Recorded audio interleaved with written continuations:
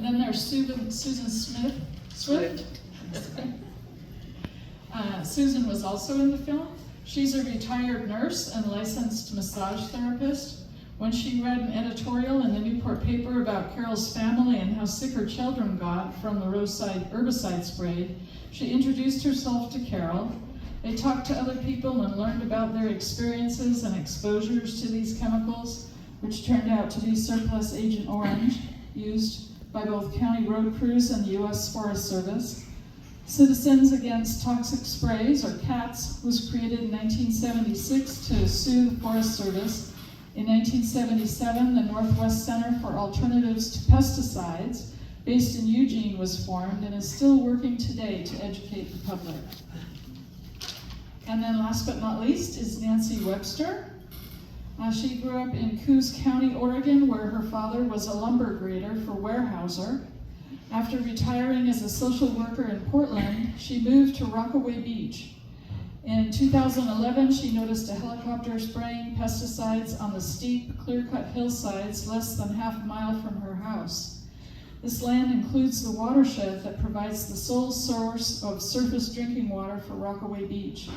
Nancy and others then formed the North Coast Communities for Watershed Protection, or NCCWP, a grassroots environmental organization that works to safeguard drinking water sources. NCCWP wants no more logging and pesticide use in community water sources, regardless of who owns the land. The organization also wants an end to pesticide application near where people live, work, and recreate. And she's got a whole bunch of information here too that you can look at. So I want to start the panel discussion by giving everybody a couple of minutes to say something that's on their heart or mind, and then we'll open it up for question and answer with the audience. So Carol, do you want to start? I'll make sure that's on for you. Okay. It's got such there. Emotional time for Carol and I, because so many people in that documentary were our neighbors and our friends, and they're dead. I'm wearing earrings from one of my dearest sisters who fought cancer for 12 years. And so it's really hard, but it was like, you know, I grew up in Compton, California, and wound up in the Coast Range in God's country, shocked that my government could be doing this, knowingly. Anyway. What can I say? I'm the one that came up with Citizens Against Toxic Sprays because I thought it was what we were. And at the time, it's interesting, there was another group called the Council for Agricultural Science and Technology. That was a whole group of biostitutes doing research all over how to use these chemicals. I came up with that name, biostitute, too. Anyway, it's appropriate. Especially Michael Newton, that I debated. I wound up doing a lot of going around with fighting him and his wife in community meetings and, you know, saying this, what's true and what's not.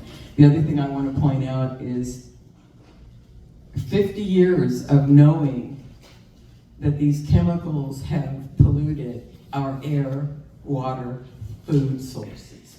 There was a time in the southeast of the United States where kudzu was invaded. They brought it over from Japan. It was invaded all over these lands, and they used at one time 24 pounds per acre of 2,4-D pellets to try to kill it. And it didn't really work in the long run, but you think about the fact that there is not anybody doing the research data gathering how much levels has already been in our environment, in our agricultural land, and also around all of the chemical factories that are located, of course, in our poorest neighborhoods. So I want to get back to local control and being herbicides, but my main goal is, you know, I'm getting into my 78th year, is that we have to allow people to understand and educate them that we have altered our genetics, and we're going to have to accept the fact that people are now hormonally challenged as young people are coming up. We knew it would possibly happen 50 years ago. But we need to allow people to love who they love and allow them to develop as they were, and just let's hope that we can just let everybody be human and do what we can to find as much joy as we can in the moment, considering everything that's happening today. Anyway, that's it.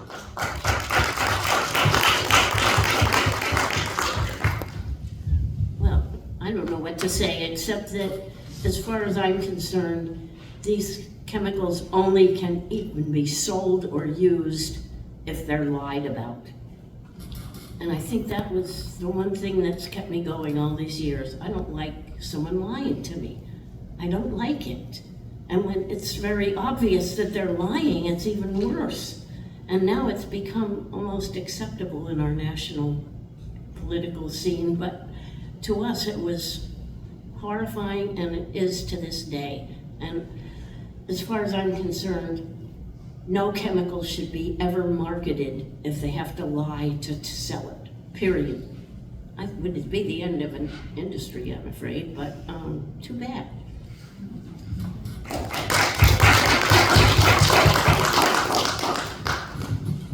I'm also entering my 78th year. And it's real humbling to watch what you both have been through. And in Rockaway, when we moved there it was about 14 years ago, from our porch we could watch them clear cutting across up Highway 101 across those on these steep hills. And then when we hiked in there, a friend and I, we found out it was the loggers that told us. I mean, it looked like a moonscape, and the loggers said, "Hey ladies, this is not good for your drinking water. You have good drinking water." And then they'll aerial spray. And we had no idea, and they said, "Go to ODF and start learning about it." And so it was loggers that told us about what was happening. And we met with we formed a group in our neighborhood. We tried to learn more. We went to agencies. We learned that the agencies, the state would like to do the right thing, but of all the political pressure with industry, they've been captured. And some of them were, good people in telling me what was happening. But it's been, really frustrating. But I think the most important thing is that we've got together with other people. We're promoting education. And I really want to talk about, we have a ballot measure here that's basically saying, it's not a ballot measure, that's our dream, but we have a petition that's saying no more logging or spraying within our defined watersheds, no matter the owner, and from spring boxes to municipalities. And also no more spraying where we live, where we recreate. And I want no more spraying anywhere. And whether it's aerial or hand, no more spraying. And hand spraying is with people that are immigrant workers, basically, that have no adequate protection, no respiratory protection, and they're on these steep hills, windy as the coast usually is, with these tanks, and told to walk into the spray as they're walking into the hill. This is unconscionable. So in so many ways, we need to stop all spraying. And talking about, I think Ernie Nemi is one of the ecologists. Luckily, we have a lot of people, from toxicologists to ecologists to foresters, that do work with us. And Ernie said, I said, "What should we be doing now? It's crazy times." And he said, "Speak truth, be compassionate, and connect with others." Thank you.